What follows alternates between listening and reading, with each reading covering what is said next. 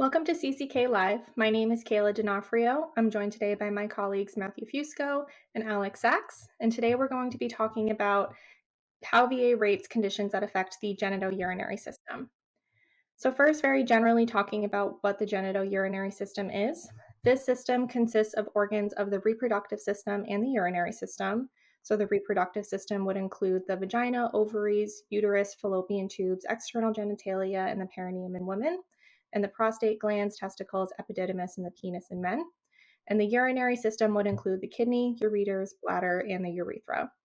These two systems are grouped together in the VA rating schedule because of their proximity to one another and their use of common pathways within the body. Some of the primary functions of the genitourinary system include excretion of liquid waste products, regulation of blood volume, electrolyte regulation, acid-base balance regulation, and arterial blood pressure regulation. We're going to talk about a number of different examples of some of these conditions today, but just to name a few of the common ones that we do see, it would include things like renal failure, kidney stones, and prostate cancer. Now, if you have one of these conditions and you believe that it's related to service, the next thing that you would want to do is file a claim for service connection. Alec, what would a veteran need to do if they thought that their condition was related to service, and what sort of things would they need to show VA to be successful? Yeah, so in order to establish direct service connection for these type of conditions, veterans must demonstrate that their condition is related to their time in service. So you can do that by showing the three elements of service connection and that they're satisfied. So the first element is that you have a current medical diagnosis of the genitourinary condition. The second, that there must have been some in-service event, injury, or illness. And then third, a nexus element, what we sometimes call there must be a medical nexus linking that current diagnosed genitourinary condition to the in-service event or illness or injury. And then after reviewing a veteran's claims file and the evidence submitted, as well as the results from VA treatment records or compensation and pension examinations, the VA will make a decision on the service connection claim. If it concedes service connection for the condition, it's then going to assign a disability rating based on its severity. Great. And just to note, when filing service connection claims, VA does require specific forms for these. If it's your first time filing the claim, they are going to require that you do so on a 21-526EZ form. If it's not your first time filing the claim and it's been more than 1 year since you were last denied for the claim, they will require you file a supplemental claim with new and relevant evidence, and that would be the 20-0998 form that you would, the 20-0995 form that you would use. So just something to keep in mind if you are interested in filing the claim. But like Alex said, once VA does concede that your condition is related to service, the next thing that they're going to do is decide what rating that they should be assigning it, and that'll be based on the severity. So Matt, what does VA do when they're rating disabilities for the genitourinary system, and specifically how do they rate the conditions within the urinary system? Sure. So genitourinary conditions are rated under 38 CFR 4.115A, which is titled Ratings of the Genitourinary System dash Dysfunctions. Conditions affecting kidney function are referred to as renal, while ureters, urethra, and bladder conditions are called urinary.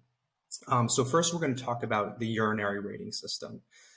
There are three different urinary rating systems which we will discuss. The first is urinary frequency, and a condition is evaluated under the rating for urinary frequency if the condition itself causes the body to urinate more often than normal.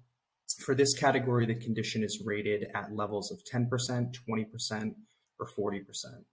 The next is obstructed voiding. The obstructed voiding rating system is reserved for disabilities that make it difficult to urinate. Obstructed voiding is rated at the level 0%, 10%, or 30%. And the last is voiding dysfunction. All urinary conditions that cannot be accounted for under a rating for urinary frequency or obstructed voiding, like we just discussed, are rated by the voiding dysfunction system. And those are given ratings at 20%, 40%, or 60%. Thank you. And then, like Matt said, the kidney conditions will be rated under the renal rating system. All conditions under the renal system are rated under one general rating formula. And those conditions are going to be rated at 0, 30, 60, 80, or 100%, depending on the condition and the severity of the condition. Some of the common examples that we see of conditions that are rated under this general formula include nephrectomy, which is the removal of one kidney. This condition is automatically going to be rated at 30%, but it could be higher depending on the working condition of the remaining kidney. Another common one is nephritis, which is the swelling of the nephrons within the kidney. This condition can only be rated if it's directly caused by an infectious disease and it has continued despite the appropriate treatment of that disease. Another one is pyelonephritis, which is a form of nephritis where a urinary tract infection has spread up to the kidney. And this condition can be rated either in the renal rating system or on ratings for the urinary tract infection. It's going to be whichever one's resulting in the higher rating to the better, and that is part of VA's duty to maximize your benefits, especially if there's more than one diagnostic code that might list symptoms that kind of encapsulate the condition that you have.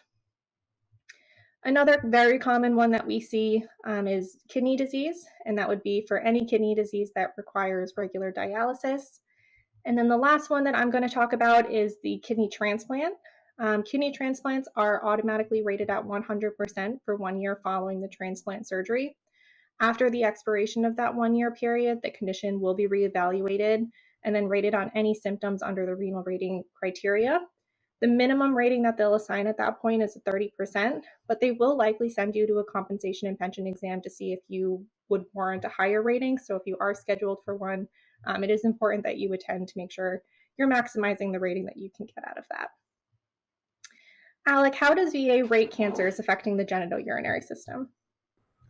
So typically, veterans diagnosed with service-connected cancers of the genitourinary system are awarded a 100% temporary total VA rating while the veteran is still receiving treatment and then for the 6 months following the completion of that treatment.